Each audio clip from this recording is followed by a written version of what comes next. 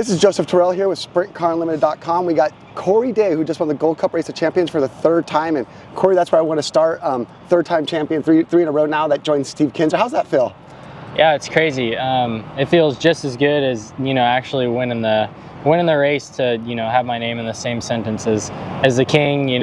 Talking about one of his records, right? That's just crazy to me. He's leaps and bounds in front of everyone in the record book, and a lot of categories. So to be talked about in the same sentence, much less tied with him for a record, is super special. For sure. And we talked about this a little earlier in the week, just kind of casually, but you obviously, your career's taken some new paths. I mean, how important is it to kind of win some of these races when you don't know maybe when you're going to be able to compete again at a Gold Cup? What's it mean to kind of close it out that way? Yeah, it's huge. I'm not going to say I won't be here next year, but it's looking like I probably won't be here next year. So same thing with Trophy Cup last year. I knew that'd be my last Trophy Cup. So I wanted to win it and put extra pressure on myself to win it. And this was the same thing. So thought I gave it away there, and just told myself I wasn't going to run second after that. So but it feels so good to go out on top.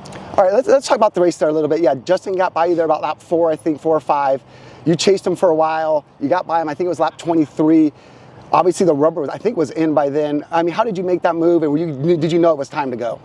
Yeah, I kind of did. I think 2 years ago, I probably would have went and pounded the curb and pushed it over the edge and probably lost a bunch of spots. No way. And ruined all my chances. So, I think, that's part of my development is, I guess, getting patience along with speed, right? Mm-hmm. I feel like, a couple years ago, I just would lose my mind and go hammer it, and sometimes it would work and other times it wouldn't. So I've been able to adapt that, the patience side of things, and it was on display tonight. So he was running around the top of 1 and 2, and honestly, when we fired off for the feature, the bottom of 1 was already really, really black.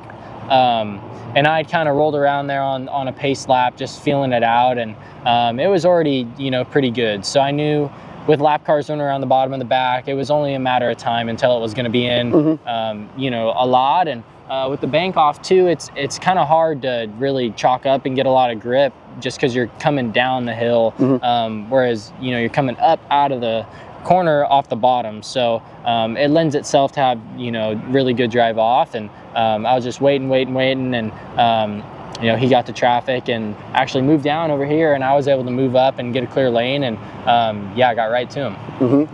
And kind of in that moment, how concerned were you there maybe those last 5-6 laps with your tires? I mean, guys were pretty much peeling off. It seemed like every lap somebody was peeling off. Were you concerned? Did you feel okay? Or were you just praying?